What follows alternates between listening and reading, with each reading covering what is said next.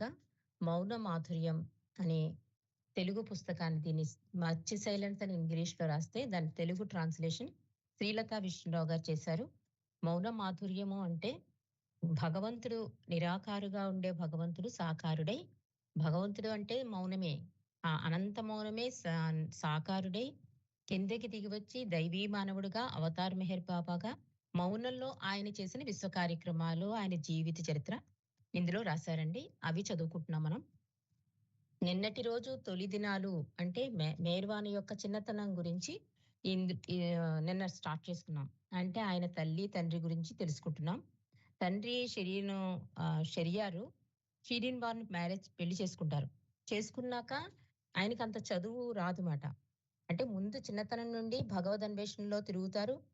చాలా కఠోర దీక్షలు చేస్తారు. ఆఖరికి అంతర్వాణి వలన ఏమని తెలుస్తుందంటే, నీ కుమారుడి వల్ల నీకు భగవంతుని యొక్క దర్శనం కలుగుతుంది అని చెప్పడం. ఆ తర్వాత ఈయన మ్యారేజ్ చేసుకోవడం.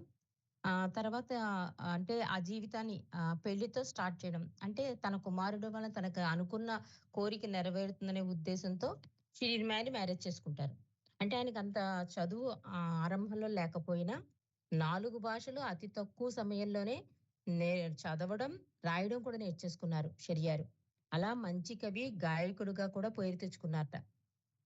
మొదట తోటమాలిగాను, తర్వాత ఎస్టేట్ మేనేజర్‌గాను, టీ కొట్టు యజమానిగాను ఇలా చాలా పనులు ఆయన చేశారు. కానీ షిరీన్‌మాయి ఆ భర్త వలే కాక కొంచెం చదువుకున్నావిడనమాట. ఆవిడ చాలా తెల్లగా ఉంటుంది. చాలా తెలివైంది కూడా. ఆమెకేంటంటే 16 ఏళ్ల వయసులో ఈ బాబా జన్మిస్తారన్నమాట. అంటే మేర్బాన్ జన్మదినం జరుగుతుంది. ఈయన ఆమె రెండో బిడ్డని పూనా ఆసుపత్రి నుండి తీసుకొచ్చేటప్పుడు షెరియార్ ఏం చేస్తారన్నమాట, చిన్న ఇంటిని కొంటారు.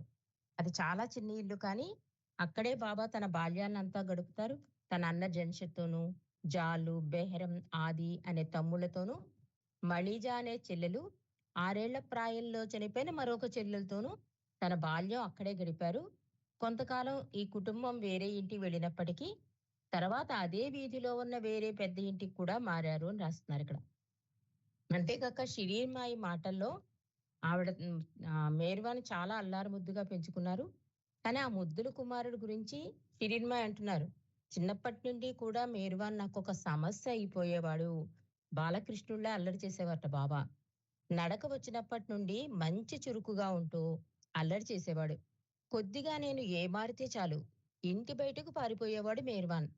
అందువలన నేను ఇంటి పనుల హడావిడిలో ఉన్నప్పుడు, స్నానానికి వెళ్ళినప్పుడు ఇంట్లో మరెవ్వరూ వాడిని చూడడానికి లేకపోతే, నా చీర ఒక కొన వాడి నడుముకి, రెండోది మంచానికి వేసి తప్పనిసరిగా కట్టివేసి వచ్చేది అన్నారు షిరీన్‌మాయి. అయినప్పటికీ వాడి అల్లరి వల్ల పట్టుకోవడం కష్టమే అయ్యేది నాకు అని చెప్తున్నారు. ఒకసారి అంటే 1895 జనవరిలో, ఇంకా అప్పటికి బాబాకి 1 ఇయర్ కూడా నిండలేదు. ఇంట్లో నేల మీద ఆడుకోవడానికి వదిలి నేను అవతలికి వెళ్ళాను చెప్తున్నారు షిరీన్‌మాయి. ఆ చిన్ననాటి బాల్య సంగతులన్నీ కూడా. కొన్ని నిమిషాల తర్వాత నేను తిరిగి వచ్చేసరికి నల్లటి తాచు పాముతో హాయిగా ఆడుకోవడం చూసి నా పై ప్రాణాలు పైకి పోయాయి. నా బిడ్డ వైపు ఒక్క దుముకు దుమికాను. కానీ ఆ పాము మెల్లగా జారుకుని బయటికి వెళ్ళిపోయింది. మళ్ళీ ఎప్పుడూ కనబడలేదు. షిరీన్‌మాయి చెప్తున్నారు. ఆవిడ చూసింది కదా! అంటే ఆ చిన్ననాటి సంగతులన్నీ మనతో చెప్తున్నారు. మేర్వాన్ యొక్క చిన్ననాటి సంగతుల గురించి. చాలామంది పాశ్చాత్యులకు పూనా అనగానే వన విహారాలు, కాకపోతే ఆటలు గుర్తుకొస్తాయి. కానీ నిజానికి పూనాపురి 2 నదుల సంగమ స్థలంలో ఉన్న ఒక ముఖ్యమైన నాగరికత, విద్యాపీఠం. ఈ ఊరు సముద్ర మట్టానికి 2000 అడుగుల ఎత్తున ఉండడం చేత బొంబాయి వాతావరణం కన్నా ఈ ప్రదేశ వాతావరణం బాగుంటుందని బొంబాయికి 120 మైళ్ళ దూరంలో ఉన్న బొంబాయి ప్రభుత్వం యొక్క ఒక ముఖ్య పట్టణంగా ఇది ఎంచుకోబడింది. అప్పట్లో పూనా అలా ఎంచుకోబడిందని చెప్తున్నారు. బాబా కుటుంబ పరిస్థితులు విద్యాభ్యాసానికి ఎటువంటి ఆటంకం కాలేదు. ఆ దృష్ట్యా వారి పరిస్థితులు బాగానే ఉన్నాయి. మేర్వాను 5 ఏండ్ల ప్రాయంలో బడికి వెళ్ళడం ప్రారంభించారు. 14 ఏళ్ల ప్రాయంలో పూనా అంతటికి మంచి పాఠశాలైన రోమన్ కాథలిక్ అనబడే సెయింట్ విన్సెంట్ స్కూల్లో చేరారు. 3 సంవత్సరాల పిమ్మట అక్కడి నుండే మెట్రిక్యులేషన్ పాస్ అయ్యారు మేర్వాన్. ఆయన చిన్నతనం ఆనందంగా గడిచింది. తన విధి ఏమిటో తన విధి ఏమిటో గ్రహించకపోవడం చాలా చురుకుగా, చిలిపిగా ఉండేవారు మేర్వాన్. కానీ స్వతహాగా ఆయన సాధు స్వభావం, నిస్వార్థపరుడు కూడా. ఆయనకు ఆటలంటే చాలా ఇష్టం. ముఖ్యంగా హాకీ, క్రికెట్ అంటే బాబాకి చాలా ఇష్టం. ఆయన ఆడడం మానివేసిన తర్వాత ఆ ఆటలు చూస్తూ ఆనందించేవారు.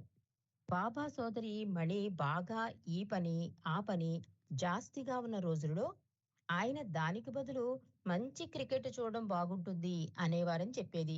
అంటే ఈ పనుల హడావిడిలో కాస్త రిలాక్సేషన్ కావాలంటే క్రికెట్ చూడడం ఇలాంటివి ఇష్టమని చెప్పేవారట బాబా.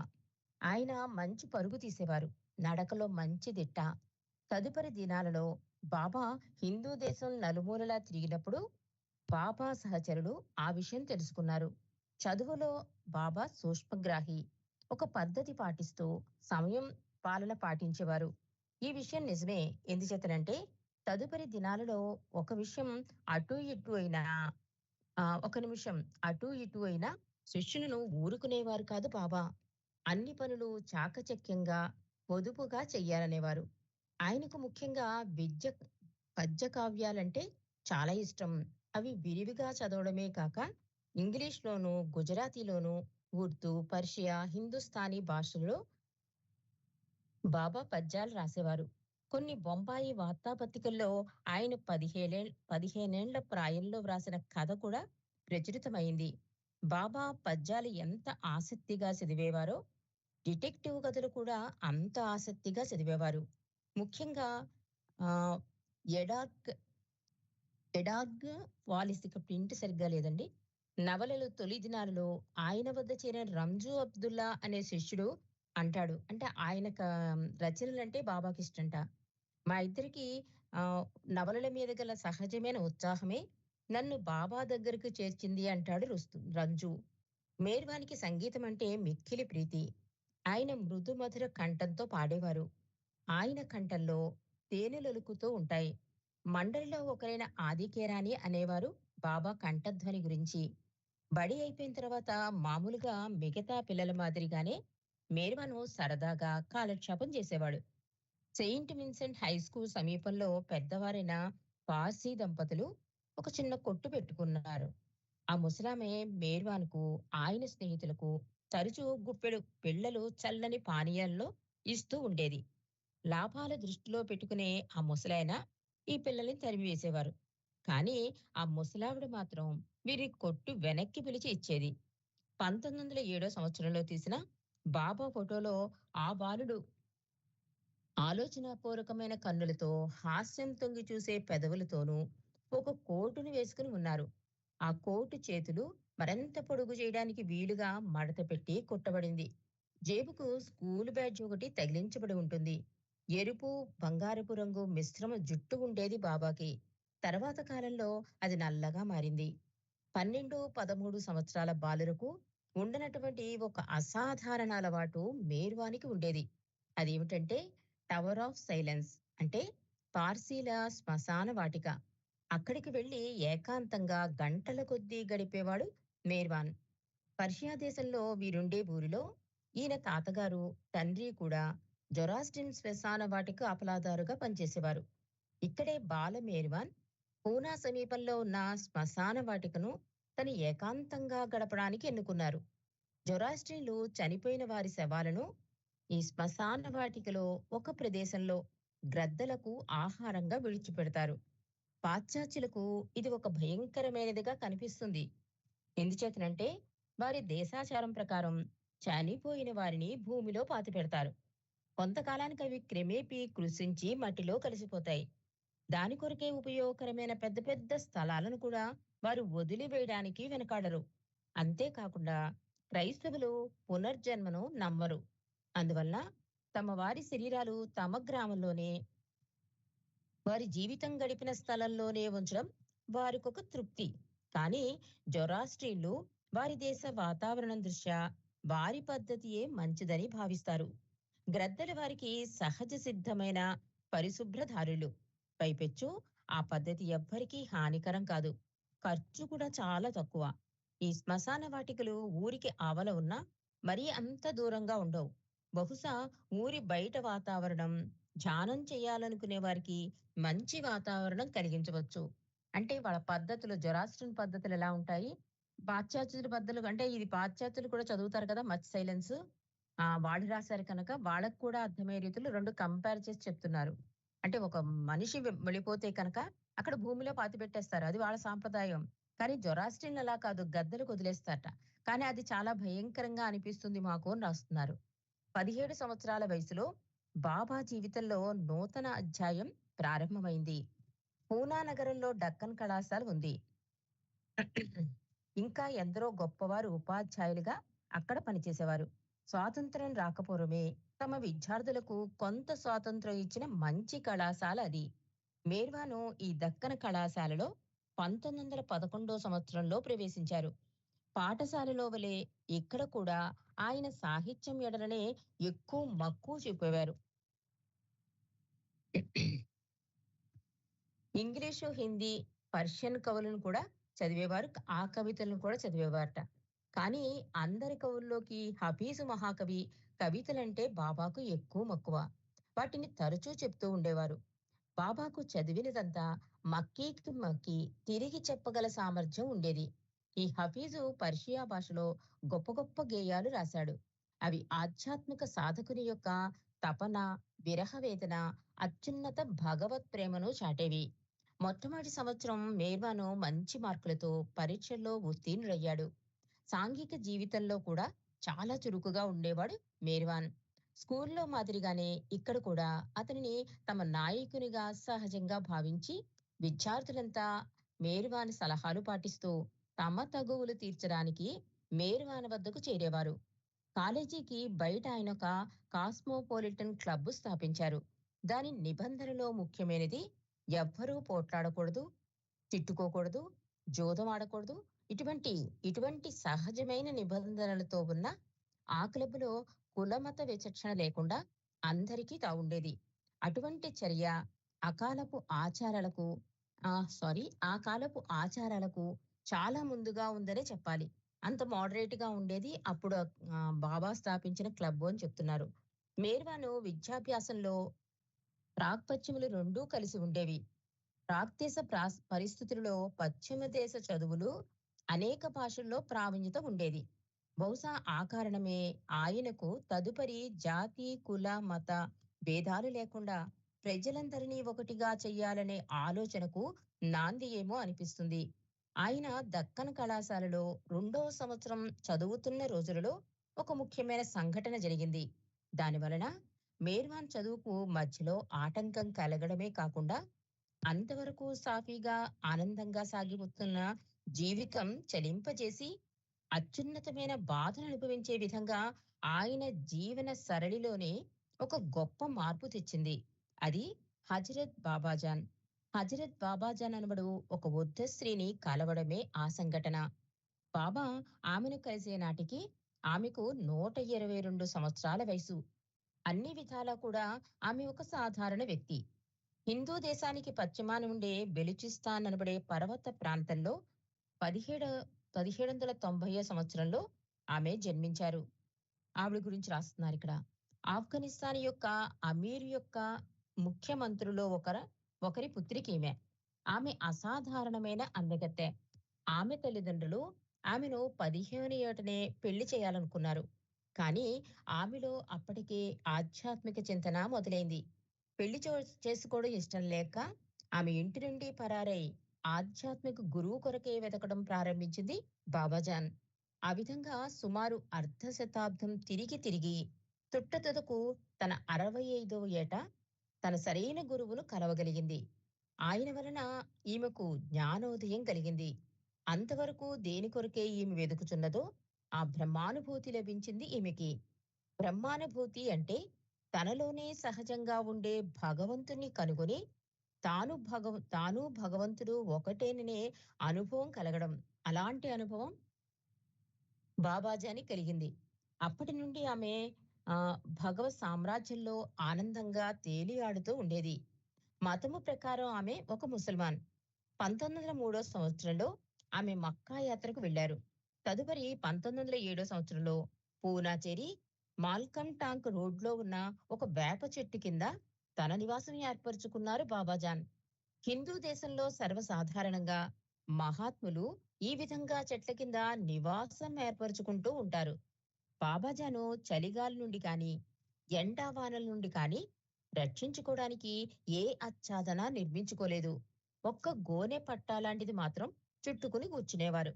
1931 సంవత్సరంలో ఆమె చనిపోవడానికి 10 సంవత్సరాల ముందు మాత్రమే ఆమె శిష్యులు ఎంతో కష్టం మీద అధికారులను ఒప్పించి ఒక ఆచ్ఛాదన కట్టించడానికి ప్రయత్నించారు.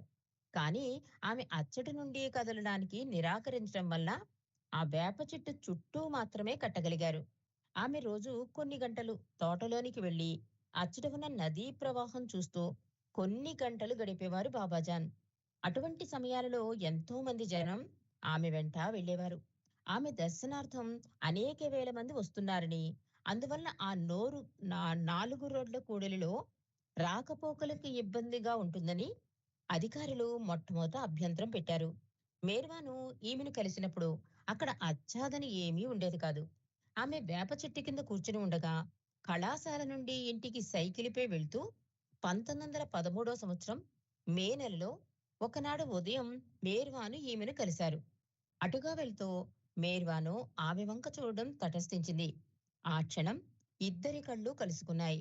ఆమె ఎవరో ఆయనకు బాబాకి తెలుసు. అందువల్ల ఆమె రమ్మనమని సౌజ్ఞ చేయగా మేర్వాను ఆమె వద్దకు వెంటనే వెళ్ళాడు. ఆమె అప్పుడు ఆయన నుదిటిని చుంబించింది. మాటలేమీ జరగలేదు వారిద్దరి మధ్య. కొంతసేపు అలా కూర్చుని మేర్వాను ఇంటికి వెళ్ళిపోయారు. అప్పటి నుండి రోజు సాయంత్రం మేర్వాను ఆమె వద్దకు వెళ్ళి మౌనంగా కొంచెం అక్కడ గడిపి వెళ్ళేవారు. అయస్కాంతంచే ఇనుము ఆకర్షింపబడినట్లు నేను ఆమెచే ఆకర్షింపబడ్డాను అన్నారు మెహర్ బాబా. ఆ తర్వాత ఆమె గురించి ఎప్పుడూ మాట్లాడవలసిన సాటి లేనిది ఆమెకు ఆమె సాటి అంటూ ఉండేవారు బాబా బాబాజాన్ గురించి. అంతేకాదు ఆమెను చక్రవర్తి అని కూడా అంటూ ఉండేవారు బాబా. ఈ సందర్భంలో బాబాజాన్ చర్య కూడా గమనార్హం. ఎవరైనా ఆమెను అమ్మా అని సంబోధిస్తే ఆవిడ ఒప్పుకునేది కాదు. బాబా అంటే తండ్రి, బాబాజాన్ అని పిలుచుకునేది. స్త్రీలను, అబలలను భగవత్ సాక్షాత్కారానికి పనికిరాని వారని అనుకుంటారని ఆమె అలా అనేవారు.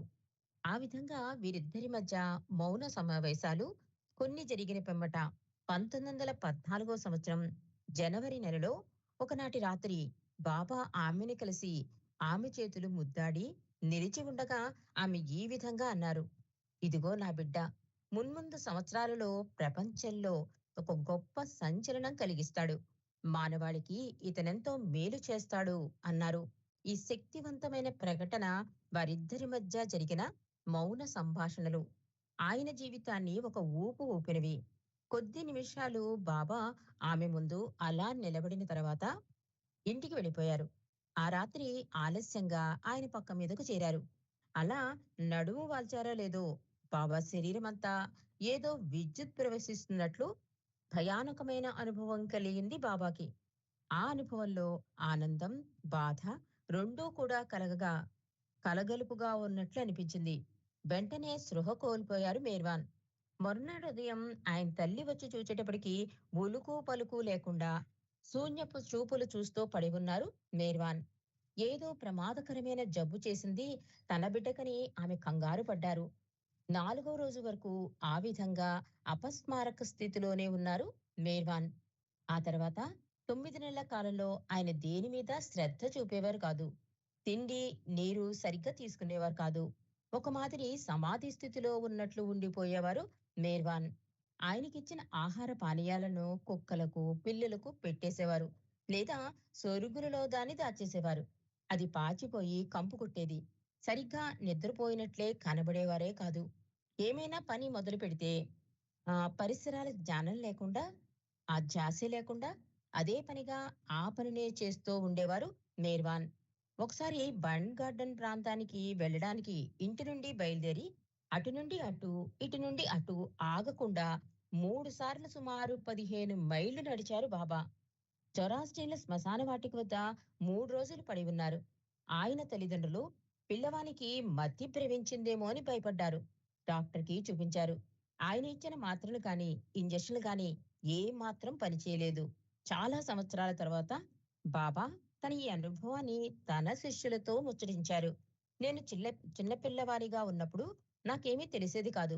ఆధ్యాత్మికతతో అసలు సంబంధమే ఉండేది కాదు. ఆటలంటే చాలా ఇష్టంగా ఉండేది. ఒకసారి ఒక స్నేహితుడు బుద్ధుని మీద ఒక పుస్తకం నాకిచ్చాడు. ఆ పుస్తకం తెరవగానే బుద్ధుడు తాను బుద్ధుడు తాను మరలా మైత్రేనిగా, కరుణామయుడైన ప్రభువుగా తిరిగి వస్తాను అన్న మాటలు కనిపించాయి. అది చదవగానే నిజానికి నేనే అది అని నా హృదయ అంతరంగాలలో ఏదో భావన స్ఫురించింది అని చెప్పారు బాబా. తర్వాత చాలా సంవత్సరాలు గడిచాయి. నేను ఆ విషయమే మర్చిపోయాను. ఒకరోజు నేను కాలేజీకి సైకిల్ మీద వెళ్తుండగా బాబాజాన్ నన్ను పిలిచి నుదుటి మీద ముద్దాడారు. ఆ తర్వాత 9 నెలలు నేను ఉన్న స్థితి, నూటికి కోటికి ఒకరు గాని అనుభవించని స్థితి. నాకు నా శరీరం గురించి గాని, మరి దేని గురించి గాని స్పృహ ఉండేది కాదు. తిండి తినకుండా ఊరికే తిరుగుతూ ఉండేవాడిని. నాకేదో పిచ్చి పట్టిందనుకుని మా అమ్మగారు డాక్టరు చూపించారు. నా తండ్రి నా స్థితిని అర్థం చేసుకుని మౌనంగా ఉండిపోయారు. డాక్టర్లు ఏమీ చెయ్యలేకపోయేవారు. నేను భోజనం చేసేవాడిని కాను. కానీ మా అన్న జంషెడ్డు నా మీద ఎంతో ప్రేమ చూపుతూ టీ తెచ్చి ఇచ్చేవాడు. అది తీసుకునేవాడిని నేను. ఒకసారి నాకు మోషన్స్ కూడా అయ్యేవి. కానీ భోజనం ఏమీ లేకపోవడం చేత కాలకృత్యాలు తీర్చుకోవడం చాలా కష్టమైపోయింది. నా భౌతికమైన కళ్ళకు విశ్వమంతా వలయాలు వలయాలుగా కనిపించేది. ఆ క్షణం నుండి అంతవరకు నేననుభవించిన బ్రహ్మానందం పోయి, ఆ తర్వాత 9 నెలలు ఎవ్వరూ ఊహించలేనంత నరక యాతన అనుభవించాను.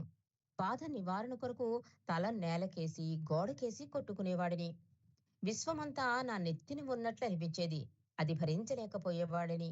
నా నుదిటితో కిటికీలు పగలగొట్టి తెరిచేవాణ్ణి. నిద్ర లేకుండా శూన్యంగా కనిపించే నా కళ్ళను చూసి అందరికంటే మా అమ్మగారు చాలా బాధపడేవారు. ఆ బాధలో బాబాజాన్ వద్దకు వెళ్లి నా కొడుకుని ఏం చేశావు అని దెబ్బలాడింది మా అమ్మగారు. దానికి బాబాజాన్ అన్నారు, నీ బాలుడు ప్రపంచమంతటినీ మేల్కొల్పుతాడు అని చెప్పారు. కానీ బాధలో ఉన్న షిరిన్మాయికి ఆ మాటలు అస్సలు బోధపడలేదు. ఇలా మెహర్వాన్ యొక్క చిన్నతనం, ఆయన సద్గురువుని కలవడం ఇది చాలా వివరంగా రాశారండి ఇందులో. మరి మరిన్ని విషయాలు మనం మళ్ళీ సోమవారం తెలుసుకుందాం. అవతార్ మెహర్ బాబా కీ జై. జై బాబా అండి. జ్యోతిగా మౌన మాధుర్యం అనే తెలుగు పుస్తకాన్ని దీన్ని మత్స్య సైలెన్స్ అని ఇంగ్లీష్‌లో రాస్తే దాని తెలుగు ట్రాన్స్‌లేషన్ శ్రీలత విష్ణురావు గారు చేశారు. మౌన మాధుర్యము అంటే భగవంతుడు నిరాకారుగా ఉండే భగవంతుడు సాకారుడై, భగవంతుడు అంటే మౌనమే.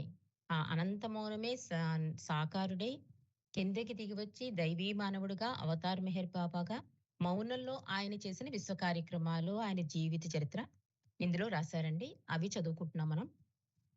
నిన్నటి రోజు తొలి దినాలు అంటే మేర్వాణి యొక్క చిన్నతనం గురించి నిన్న స్టార్ట్ చేసుకున్నాం. అంటే ఆయన తల్లి, తండ్రి గురించి తెలుసుకుంటున్నాం. తండ్రి షెరియారు షిరిన్ వారిని పెళ్లి చేసుకుంటారు. చేసుకున్నాక ఆయనకంత చదువు రాదుమాట. అంటే ముందు చిన్నతనం నుండి భగవద్ అన్వేషణలో తిరుగుతారు. చాలా కఠోర దీక్షలు చేస్తారు. ఆఖరికి అంతర్వాణి వలన ఏమని తెలుస్తుందంటే, నీ కుమారుడి వల్ల నీకు భగవంతుని యొక్క దర్శనం కలుగుతుంది అని చెప్పడం. ఆ తర్వాత ఈయన మ్యారేజ్ చేసుకోవడం.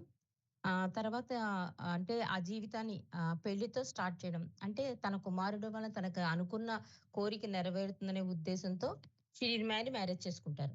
అంటే ఆయనకంత చదువు ఆరంభంలో లేకపోయినా 4 భాషలు అతి తక్కువ సమయంలోనే నే చదవడం, రాయడం కూడా నేర్చేసుకున్నారు షెరియారు. అలా మంచి కవి, గాయకుడుగా కూడా పేరు తెచ్చుకున్నారట. మొదట తోటమాలిగాను, తర్వాత ఎస్టేట్ మేనేజర్‌గాను, టీ కొట్టు యజమానిగాను ఇలా చాలా పనులు ఆయన చేశారు. కానీ షిరిన్‌మాయి ఆ భర్త వలే కాక కొంచెం చదువుకున్నావిడనమాట. ఆవిడ చాలా తెల్లగా ఉంటుంది. చాలా తెలివైనది కూడా. ఆమెకేంటంటే 16 ఏళ్ల వయసులో ఈ బాబా జన్మిస్తారన్నమాట. అంటే మెహర్బాన్ జన్మదినం జరుగుతుంది. ఈయన ఆమె రెండో బిడ్డని పూనా ఆసుపత్రి నుండి తీసుకొచ్చేటప్పుడు షెరియార్ ఏం చేస్తారన్నమాట, చిన్న ఇంటిని కొంటారు. అది చాలా చిన్న ఇల్లు కానీ, అక్కడే బాబా తన బాల్యాన్నంతా గడుపుతారు.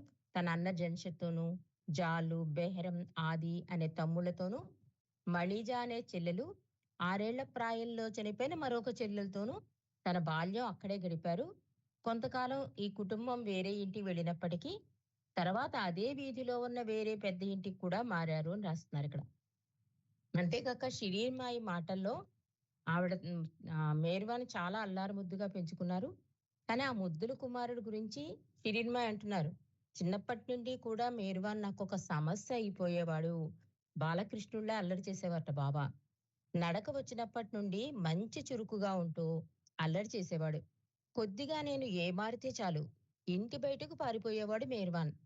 అందువలన నేను ఇంటి పనుల హడావిడిలో ఉన్నప్పుడు, స్థానానికి వెళ్ళినప్పుడు ఇంట్లో మరెవ్వరూ వాడిని చూడడానికి లేకపోతే, నా చీర ఒక కొన వాడి నడుముకి, రెండోది మంచానికి వేసి తప్పనిసరిగా కట్టివేసి వచ్చేది అన్నారు షిరీన్‌మాయి.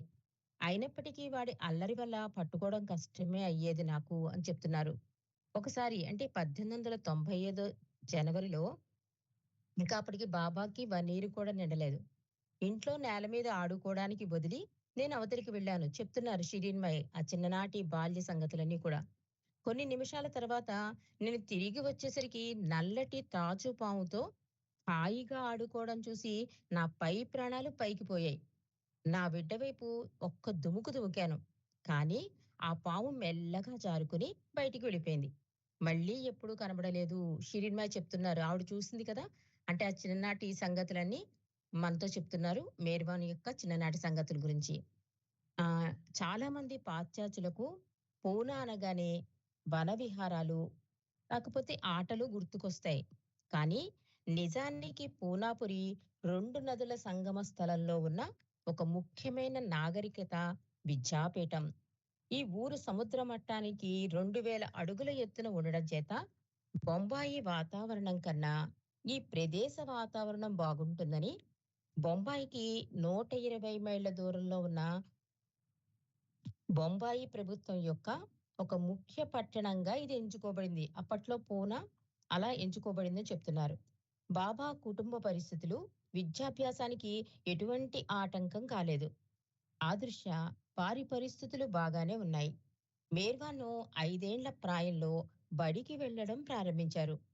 14 ఏళ్ల ప్రాయంలో పూనా అంతటికి మంచి పాఠశాలైన రోమన్ క్యాథలిక్ అనబడే సెయింట్ విన్సెంట్ స్కూల్‌లో చేరారు. 3 సంవత్సరాల పిమ్మట అక్కడి నుండే మెట్రిక్యులేషన్ పాస్ అయ్యారు మేర్వాన్. ఆయన చిన్నతనం ఆనందంగా గడిచింది. తన విధి ఏమిటో తన విధి ఏమిటో గ్రహించకపోవడం చాలా చురుకుగా, చిలిపిగా ఉండేవారు మేర్వాన్. కానీ స్వతహాగా ఆయన సాధు స్వభావం, నిస్వార్థపరుడు కూడా. ఆయనకు ఆటలంటే చాలా ఇష్టం. ముఖ్యంగా హాకీ, క్రికెట్ అంటే బాబాకి చాలా ఇష్టం.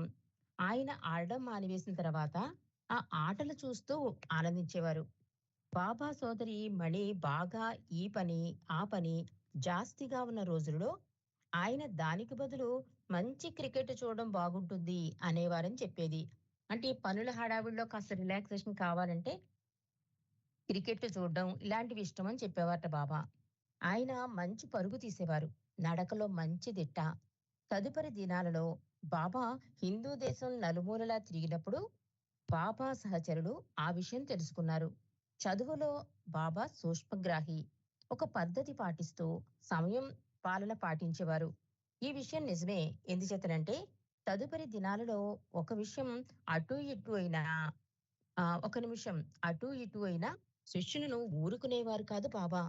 అన్ని పనులు చాకచక్యంగా, పొదుపుగా చెయ్యాలనేవారు. ఆయనకు ముఖ్యంగా పద్య కావ్యాలంటే చాలా ఇష్టం. అవి విరివిగా చదవడమే కాక ఇంగ్లీష్‌లోనూ, గుజరాతీలోనూ, ఉర్దూ, పర్షియా, హిందుస్థానీ భాషల్లో బాబా పద్యాలు రాసేవారు. కొన్ని బొంబాయి వార్తాపత్రికల్లో ఆయన 15ఏళ్ల ప్రాయంలో వ్రాసిన కథ కూడా ప్రచురితమైంది.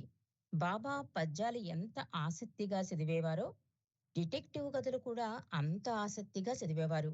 ముఖ్యంగా ఆహ్, ఎడార్క్ ఎడార్గ్ వాలిస్ ఇక ప్రింట్ సరిగ్గా లేదండి. నవలలు తొలి దినాలలో ఆయన వద్ద చేరిన రంజు అబ్దుల్లా అనే శిష్యుడు అంటాడు. అంటే ఆయన రచనలంటే బాబాకిష్టంట. మా ఇద్దరికీ ఆహ్, నవలల మీద గల సహజమైన ఉత్సాహమే నన్ను బాబా దగ్గరకు చేర్చింది అంటాడు రంజు. మేర్వానికి సంగీతం అంటే మిక్కిలి ప్రీతి. ఆయన మృదుమధుర కంఠంతో పాడేవారు. ఆయన కంఠంలో తేనెలొలుకుతూ ఉంటాయి. మండలిలో ఒకరైన ఆదికేరాని అనేవారు బాబా కంఠధ్వని గురించి. బడి అయిపోయిన తర్వాత మామూలుగా మిగతా పిల్లల మాదిరిగానే మేర్వాను సరదాగా కాలక్షేపం చేసేవాడు. సెయింట్ విన్సెంట్ హై స్కూల్ సమీపంలో పెద్దవారైన పార్సీ దంపతులు ఒక చిన్న కొట్టు పెట్టుకున్నారు. ఆ ముసలామె మేర్వాన్కు, ఆయన స్నేహితులకు తరచూ గుప్పెడు పిల్లలు చల్లని పానీయాల్లో ఇస్తూ ఉండేది. లాభాల దృష్టిలో పెట్టుకునే ఆ ముసలాయన ఈ పిల్లల్ని తరిమివేసేవారు. కానీ ఆ ముసలావిడ మాత్రం వీరి కొట్టు వెనక్కి పిలిచి ఇచ్చేది. 1907 సంవత్సరంలో తీసిన బాబా ఫోటోలో ఆ బాలుడు ఆలోచనాపూర్వకమైన కన్నులతో, హాస్యం తొంగి చూసే పెదవులతోనూ ఒక కోటును వేసుకుని ఉన్నారు. ఆ కోటు చేతులు మరింత పొడుగు చేయడానికి వీలుగా మడత పెట్టి కుట్టబడింది. జేబుకు స్కూలు బ్యాడ్జ్ ఒకటి తగిలించబడి ఉంటుంది. ఎరుపు, బంగారపు రంగు మిశ్రమ జుట్టు ఉండేది బాబాకి. తర్వాత కాలంలో అది నల్లగా మారింది. 12, 13 సంవత్సరాల బాలురకు ఉండనటువంటి ఒక అసాధారణ అలవాటు మేర్వానికి ఉండేది. అదేమిటంటే టవర్ ఆఫ్ సైలెన్స్, అంటే పార్సీల శ్మశాన వాటిక. అక్కడికి వెళ్లి ఏకాంతంగా గంటల కొద్దీ గడిపేవాడు మేర్వాన్. పర్షియా దేశంలో వీరుండే ఊరిలో ఈయన తాతగారు, తండ్రి కూడా జొరాస్ట్రియన్ శ్మశాన వాటిక కాపలాదారుగా పనిచేసేవారు. ఇక్కడే బాల మేర్వాన్ పూనా సమీపంలో ఉన్న శ్మశాన వాటికను తను ఏకాంతంగా గడపడానికి ఎన్నుకున్నారు. జొరాస్ట్రియన్లు చనిపోయిన వారి శవాలను ఈ శ్మశాన వాటికలో ఒక ప్రదేశంలో గ్రద్దలకు ఆహారంగా విడిచిపెడతారు. పాశ్చాత్యులకు ఇది ఒక భయంకరమైనదిగా కనిపిస్తుంది. ఎందుచేతనంటే వారి దేశాచారం ప్రకారం చనిపోయిన వారిని భూమిలో పాతిపెడతారు. కొంతకాలానికి అవి క్రమేపీ కృషించి మట్టిలో కలిసిపోతాయి. దాని కొరకే ఉపయోగకరమైన పెద్ద పెద్ద స్థలాలను కూడా వారు వదిలివేయడానికి వెనకాడరు. అంతేకాకుండా క్రైస్తవులు పునర్జన్మను నమ్మరు. అందువల్ల తమ వారి శరీరాలు తమ గ్రామంలోనే, వారి జీవితం గడిపిన స్థలంలోనే ఉంచడం వారికొక తృప్తి. కానీ జొరాస్ట్రియన్లు వారి దేశ వాతావరణం దృష్ట్యా వారి పద్ధతియే మంచిదని భావిస్తారు. గ్రద్దలు వారికి సహజ సిద్ధమైన పరిశుభ్రధారులు. పైపెచ్చు ఆ పద్ధతి ఎవ్వరికీ హానికరం కాదు. ఖర్చు కూడా చాలా తక్కువ. ఈ శ్మశాన వాటికలు ఊరికి ఆవల ఉన్నా మరీ అంత దూరంగా ఉండవు. బహుశా ఊరి బయట వాతావరణం, ధ్యానం చేయాలనుకునే వారికి మంచి వాతావరణం కలిగించవచ్చు. అంటే వాళ్ళ పద్ధతులు, జొరాస్ట్రియన్ పద్ధతులు ఎలా ఉంటాయి? పాశ్చాత్యుల పద్ధతులు అంటే ఇది పాశ్చాత్యులు కూడా చదువుతారు కదా! Much silence. వాళ్ళు రాశారు కనుక వాళ్ళకి కూడా అర్థమయ్యే రీతిలో 2 కంపేర్ చేసి చెప్తున్నారు. అంటే ఒక మనిషి వెళ్ళిపోతే కనుక అక్కడ భూమిలో పాతిపెట్టేస్తారు. అది వాళ్ళ సాంప్రదాయం. కానీ జొరాస్ట్రియన్లు అలా కాదు. గద్దలకు వదిలేస్తారట. కానీ అది చాలా భయంకరంగా అనిపిస్తుంది మాకు అని రాస్తున్నారు. 17 సంవత్సరాల వయసులో బాబా జీవితంలో నూతన అధ్యాయం ప్రారంభమైంది. పూనా నగరంలో డక్కన్ కళాశాల ఉంది. ఇంకా ఎందరో గొప్పవారు ఉపాధ్యాయులుగా అక్కడ పనిచేసేవారు. స్వాతంత్రం రాకపూర్వమే తమ విద్యార్థులకు కొంత స్వాతంత్రం ఇచ్చిన మంచి కళాశాల అది. మేర్వాను ఈ దక్కన కళాశాలలో 1911 సంవత్సరంలో ప్రవేశించారు. పాఠశాలలో వలె ఇక్కడ కూడా ఆయన సాహిత్యం ఎడలనే ఎక్కువ మక్కువ చూపేవారు. ఇంగ్లీషు, హిందీ, పర్షియన్ కవులను కూడా చదివేవారు. ఆ కవితలను కూడా చదివేవారట. కానీ అందరి కవుల్లోకి హఫీజు మహాకవి కవితలంటే బాబాకు ఎక్కువ మక్కువ. వాటిని తరచూ చెప్తూ ఉండేవారు. బాబాకు చదివినదంతా మక్కీకి మక్కి తిరిగి చెప్పగల సామర్థ్యం ఉండేది. ఈ హఫీజు పర్షియా భాషలో గొప్ప గొప్ప గేయాలు రాశాడు. అవి ఆధ్యాత్మిక సాధకుని యొక్క తపన, విరహ వేదన, అత్యున్నత భగవత్ ప్రేమను చాటేవి. మొట్టమొదటి సంవత్సరం మేర్వాను మంచి మార్కులతో పరీక్షల్లో ఉత్తీర్ణుడయ్యాడు. సాంఘిక జీవితంలో కూడా చాలా చురుకుగా ఉండేవాడు మేర్వాన్. స్కూల్లో మాదిరిగానే ఇక్కడ కూడా అతనిని తమ నాయకునిగా సహజంగా భావించి విద్యార్థులంతా మేర్వాన్ సలహాలు పాటిస్తూ తమ తగువులు తీర్చడానికి మేర్వాన్ వద్దకు చేరేవారు. కాలేజీకి బయట ఆయన ఒక కాస్మోపాలిటన్ క్లబ్ స్థాపించారు. దాని నిబంధనలో ముఖ్యమైనది ఎవ్వరూ పోట్లాడకూడదు, తిట్టుకోకూడదు, జూదం ఆడకూడదు. ఇటువంటి ఇటువంటి సహజమైన నిబంధనలతో ఉన్న ఆ క్లబ్‌లో కులమత విచక్షణ లేకుండా అందరికీ తావుండేది. అటువంటి చర్య అకాలపు ఆచారాలకు ఆ కాలపు ఆచారాలకు చాలా ముందుగా ఉందనే చెప్పాలి. అంత మోడరేట్‌గా ఉండేది. అప్పుడు బాబా స్థాపించిన క్లబ్బు అని చెప్తున్నారు. మేర్వాను విద్యాభ్యాసంలో ప్రాక్‌పశ్చిములు రెండూ కలిసి ఉండేవి. ప్రాగ్దేశ పరిస్థితులలో పశ్చిమ దేశ చదువులు అనేక భాషల్లో ప్రావీణ్యత ఉండేది. బహుశా ఆ కారణమే ఆయనకు తదుపరి జాతి, కుల, మత భేదాలు లేకుండా ప్రజలందరినీ ఒకటిగా చెయ్యాలనే ఆలోచనకు నాంది ఏమో అనిపిస్తుంది. ఆయన దక్కన్ కళాశాలలో రెండవ సంవత్సరం చదువుతున్న రోజులలో ఒక ముఖ్యమైన సంఘటన జరిగింది. దాని వలన మేర్వాన్ చదువుకు మధ్యలో ఆటంకం కలగడమే కాకుండా అంతవరకు సాఫీగా, ఆనందంగా సాగిపోతున్న జీవితం చలింపజేసి, అత్యున్నతమైన బాధను అనుభవించే విధంగా ఆయన జీవన సరళిలోనే ఒక గొప్ప మార్పు తెచ్చింది. అది హజరత్ బాబాజాన్. హజరత్ బాబాజాన్ అనబడు ఒక వృద్ధ స్త్రీని కలవడమే ఆ సంఘటన. బాబా ఆమెను కలిసే నాటికి ఆమెకు 122 సంవత్సరాల వయసు. అన్ని విధాలా కూడా ఆమె ఒక సాధారణ వ్యక్తి. హిందూ దేశానికి పశ్చిమాన ఉండే బెలూచిస్తాన్ అనబడే పర్వత ప్రాంతంలో 17 1790 సంవత్సరంలో ఆమె జన్మించారు. ఆవిడ గురించి రాస్తున్నారిక్కడ. ఆఫ్ఘనిస్తాన్ యొక్క అమీర్ యొక్క ముఖ్యమంత్రుల్లో ఒకరి పుత్రికీమె. ఆమె అసాధారణమైన అందగత్తె. ఆమె తల్లిదండ్రులు ఆమెను 15 ఏటనే పెళ్లి చేయాలనుకున్నారు. కానీ ఆమెలో అప్పటికే ఆధ్యాత్మిక చింతన మొదలైంది. పెళ్లి చేసుకోవడం ఇష్టం లేక ఆమె ఇంటి నుండి పరారై ఆధ్యాత్మిక గురువు కొరకే వెతకడం ప్రారంభించింది బాబాజాన్.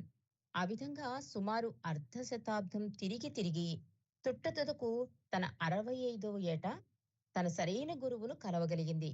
ఆయన వలన ఈమెకు జ్ఞానోదయం కలిగింది. అంతవరకు దేని కొరకే ఈమె వెదుకుచున్నదో ఆ బ్రహ్మానుభూతి లభించింది ఈమెకి. బ్రహ్మానుభూతి అంటే తనలోనే సహజంగా ఉండే భగవంతుణ్ణి కనుగొని తాను భగవంతుడు ఒకటేననే అనుభవం కలగడం. అలాంటి అనుభవం బాబాజాని కలిగింది. అప్పటి నుండి ఆమె భగవత్ సామ్రాజ్యంలో ఆనందంగా తేలియాడుతూ ఉండేది. మతము ప్రకారం ఆమె ఒక ముసల్మాన్. 1903 సంవత్సరంలో ఆమె మక్కా యాత్రకు వెళ్లారు. తదుపరి 1907 సంవత్సరంలో పూనా చేరి మాల్కమ్ టాంక్ రోడ్లో ఉన్న ఒక వేప చెట్టు కింద తన నివాసం ఏర్పరచుకున్నారు బాబాజాన్. హిందూ దేశంలో సర్వసాధారణంగా మహాత్ములు ఈ విధంగా చెట్ల కింద నివాసం ఏర్పరచుకుంటూ ఉంటారు. బాబాజాను చలిగాలి నుండి కానీ, ఎండావానల నుండి కానీ రక్షించుకోవడానికి ఏ ఆచ్ఛాదన నిర్మించుకోలేదు. ఒక్క గోనె పట్టా లాంటిది మాత్రం చుట్టుకుని కూర్చునేవారు. 1931 సంవత్సరంలో ఆమె చనిపోవడానికి 10 సంవత్సరాల ముందు మాత్రమే ఆమె శిష్యులు ఎంతో కష్టం మీద అధికారులను ఒప్పించి ఒక ఆచ్ఛాదన కట్టించడానికి ప్రయత్నించారు. కానీ ఆమె అచ్చటి నుండి కదలడానికి నిరాకరించడం వల్ల ఆ వేప చెట్టు చుట్టూ మాత్రమే కట్టగలిగారు. ఆమె రోజు కొన్ని గంటలు తోటలోనికి వెళ్లి అచ్చట ఉన్న నదీ ప్రవాహం చూస్తూ కొన్ని గంటలు గడిపేవారు బాబాజాన్. అటువంటి సమయాలలో ఎంతో మంది జనం ఆమె వెంట వెళ్ళేవారు. ఆమె దర్శనార్థం అనేక వేల మంది వస్తున్నారని, అందువల్ల ఆ నాలుగు రోడ్ల కూడలిలో రాకపోకలకు ఇబ్బందిగా ఉంటుందని అధికారులు మొట్టమొదట అభ్యంతరం పెట్టారు. మేర్వాను ఈమెను కలిసినప్పుడు అక్కడ ఆచ్ఛాదన ఏమీ ఉండేది కాదు. ఆమె వేప చెట్టు కింద కూర్చుని ఉండగా కళాశాల నుండి ఇంటికి సైకిలుపై వెళ్తూ 1913 సంవత్సరం మే నెలలో ఒకనాడు ఉదయం మేర్వాను ఈమెను కలిశారు. అటుగా వెళ్తూ మేర్వాను ఆమె వంక చూడడం తటస్థించింది. ఆ క్షణం ఇద్దరి కళ్ళు కలుసుకున్నాయి. ఆమె ఎవరో ఆయనకు బాబాకి తెలుసు. అందువల్ల ఆమె రమ్మనమని సౌజ్ఞ చేయగా మేర్వాను ఆమె వద్దకు వెంటనే వెళ్ళాడు. ఆమె అప్పుడు ఆయన నుదిటిని చుంబించింది. మాటలేమీ జరగలేదు వారిద్దరి మధ్య. కొంతసేపు అలా కూర్చుని మేర్వాను ఇంటికి వెళ్ళిపోయారు. అప్పటి నుండి రోజు సాయంత్రం మేర్వాను ఆమె వద్దకు వెళ్ళి మౌనంగా కొంచెం అక్కడ గడిపి వెళ్ళేవారు. అయస్కాంతంచే ఇనుము ఆకర్షింపబడినట్లు నేను ఆమెచే ఆకర్షింపబడ్డాను అన్నారు మెహర్ బాబా. ఆ తర్వాత ఆమె గురించి ఎప్పుడూ మాట్లాడవలసిన సాటి లేనిది ఆమెకు ఆమె సాటి అంటూ ఉండేవారు బాబా, బాబాజాన్ గురించి. అంతేకాదు ఆమెను చక్రవర్తి అని కూడా అంటూ ఉండేవారు బాబా. ఈ సందర్భంలో బాబాజాన్ చర్య కూడా గమనార్హం. ఎవరైనా ఆమెను అమ్మా అని సంబోధిస్తే ఆవిడ ఒప్పుకునేది కాదు. బాబా అంటే తండ్రి, బాబాజాన్ అని పిలుచుకునేది. స్త్రీలను, అబలలను భగవత్ సాక్షాత్కారానికి పనికిరాని వారని అనుకుంటారని ఆమె అలా అనేవారు. ఆ విధంగా వీరిద్దరి మధ్య మౌన సమావేశాలు కొన్ని జరిగిన పిమ్మట 1914 సంవత్సరం జనవరి నెలలో ఒకనాటి రాత్రి బాబా ఆమెను కలిసి ఆమె చేతులు ముద్దాడి నిలిచి ఉండగా ఆమె ఈ విధంగా అన్నారు: ఇదిగో నా బిడ్డ, మున్ముందు సంవత్సరాలలో ప్రపంచంలో ఒక గొప్ప సంచలనం కలిగిస్తాడు. మానవాళికి ఇతనెంతో మేలు చేస్తాడు అన్నారు. ఈ శక్తివంతమైన ప్రకటన వారిద్దరి మధ్య జరిగిన మౌన సంభాషణలు ఆయన జీవితాన్ని ఒక ఊపు ఊపినవి. కొద్ది నిమిషాలు బాబా ఆమె ముందు అలా నిలబడిన తర్వాత ఇంటికి వెళ్ళిపోయారు. ఆ రాత్రి ఆలస్యంగా ఆయన పక్క మీదకు చేరారు. అలా నడుము వాల్చారో లేదో బాబా శరీరమంతా ఏదో విద్యుత్ ప్రవేశిస్తున్నట్లు భయానకమైన అనుభవం కలిగింది బాబాకి. ఆ అనుభవంలో ఆనందం, బాధ రెండూ కూడా కలగలుపుగా ఉన్నట్లు అనిపించింది. వెంటనే స్పృహ కోల్పోయారు మేర్వాన్. మరునాడు ఉదయం ఆయన తల్లి వచ్చి చూచేటప్పటికి ఉలుకు పలుకు లేకుండా శూన్యపు చూపులు చూస్తూ పడి ఉన్నారు మేర్వాన్. ఏదో ప్రమాదకరమైన జబ్బు చేసింది తన బిడ్డకని ఆమె కంగారు పడ్డారు. 4వ రోజు వరకు ఆ విధంగా అపస్మారక స్థితిలోనే ఉన్నారు మేర్వాన్. ఆ తర్వాత 9 నెలల కాలంలో ఆయన దేని మీద శ్రద్ధ చూపేవారు కాదు. తిండి, నీరు సరిగ్గా తీసుకునేవారు కాదు. ఒక మాదిరి సమాధి స్థితిలో ఉన్నట్లు ఉండిపోయేవారు మేర్వాన్. ఆయనకిచ్చిన ఆహార పానీయాలను కుక్కలకు, పిల్లులకు పెట్టేసేవారు. లేదా సొరుగులలో దాన్ని దాచేసేవారు. అది పాచిపోయి కంపు కొట్టేది. సరిగ్గా నిద్రపోయినట్లే కనబడేవారే కాదు. ఏమైనా పని మొదలు పెడితే పరిసరాల జ్ఞానం లేకుండా, ఆ ధ్యాసే లేకుండా అదే పనిగా ఆ పనినే చేస్తూ ఉండేవారు మేర్వాన్. ఒకసారి బండ్ గార్డెన్ ప్రాంతానికి వెళ్ళడానికి ఇంటి నుండి బయలుదేరి అటు నుండి అటు, ఇటు నుండి అటు ఆగకుండా 3 సార్లు సుమారు 15 మైళ్లు నడిచారు బాబా. జొరాస్ట్రియన్ల శ్మశాన వాటిక వద్ద 3 రోజులు పడి ఉన్నారు. ఆయన తల్లిదండ్రులు పిల్లవానికి మతి భ్రమించిందేమో అని భయపడ్డారు. డాక్టర్కి చూపించారు.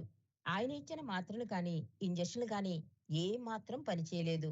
చాలా సంవత్సరాల తర్వాత బాబా తన ఈ అనుభవాన్ని తన శిష్యులతో ముచ్చటించారు. నేను చిన్న పిల్లవాడిగా ఉన్నప్పుడు నాకేమీ తెలిసేది కాదు. ఆధ్యాత్మికతతో అసలు సంబంధమే ఉండేది కాదు. ఆటలంటే చాలా ఇష్టంగా ఉండేది. ఒకసారి ఒక స్నేహితుడు బుద్ధుని మీద ఒక పుస్తకం నాకిచ్చాడు. ఆ పుస్తకం తెరవగానే బుద్ధుడు తాను బుద్ధుడు తాను మరలా మైత్రేనిగా, కరుణామయుడైన ప్రభువుగా తిరిగి వస్తాను అన్న మాటలు కనిపించాయి. అది చదవగానే నిజానికి నేనే అది అని నా హృదయ అంతరంగాలలో ఏదో భావన స్ఫురించింది అని చెప్పారు బాబా. తర్వాత చాలా సంవత్సరాలు గడిచాయి. నేను ఆ విషయమే మర్చిపోయాను. ఒకరోజు నేను కాలేజీకి సైకిల్ మీద వెళ్తుండగా బాబాజాన్ నన్ను పిలిచి నుదుటి మీద ముద్దాడారు. ఆ తర్వాత 9 నెలలు నేను ఉన్న స్థితి, నూటికి కోటికి ఒకరు గాని అనుభవించని స్థితి. నాకు నా శరీరం గురించి గాని, మరి దేని గురించి గాని స్పృహ ఉండేది కాదు. తిండి తినకుండా ఊరికే తిరుగుతూ ఉండేవాడిని. నాకేదో పిచ్చి పట్టిందనుకుని మా అమ్మగారు డాక్టరు చూపించారు. నా తండ్రి నా స్థితిని అర్థం చేసుకుని మౌనంగా ఉండిపోయారు. డాక్టర్లు ఏమీ చెయ్యలేకపోయేవారు. నేను భోజనం చేసేవాడిని కాను. కానీ మా అన్న జంషెడ్డు నా మీద ఎంతో ప్రేమ చూపుతూ టీ తెచ్చి ఇచ్చేవాడు. అది తీసుకునేవాడిని నేను. ఒకసారి నాకు మోషన్స్ కూడా అయ్యేవి.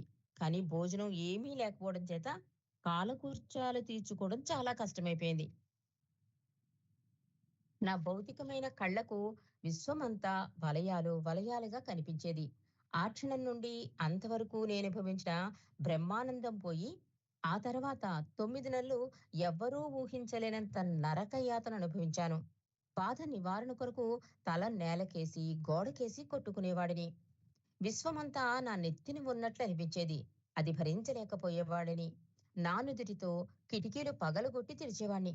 నిద్ర లేకుండా శూన్యంగా కనిపించే నా కళ్ళను చూసి అందరికంటే మా అమ్మగారు చాలా బాధపడేవారు. ఆ బాధలో బాబాజాన్ వద్దకు వెళ్లి, "నా కొడుకుని ఏం చేశావు?" అని దెబ్బలాడింది మా అమ్మగారు. దానికి బాబాజాన్ అన్నారు, "నీ బాలుడు ప్రపంచమంతటినీ మేలుకొలుపుతాడు" అని చెప్పారు. కానీ బాధలో ఉన్న షిరిన్‌మాయికి ఆ మాటలు అస్సలు బోధపడలేదు. ఇలా మెహర్‌వాన్ యొక్క చిన్నతనం, ఆయన సద్గురువుని కలవడం, ఇది చాలా వివరంగా రాశారండి ఇందులో. మరి మరిన్ని విషయాలు మనం మళ్ళీ సోమవారం తెలుసుకుందాం. అవతార్ మెహర్ బాబా కీ జై. జై బాబా అండి.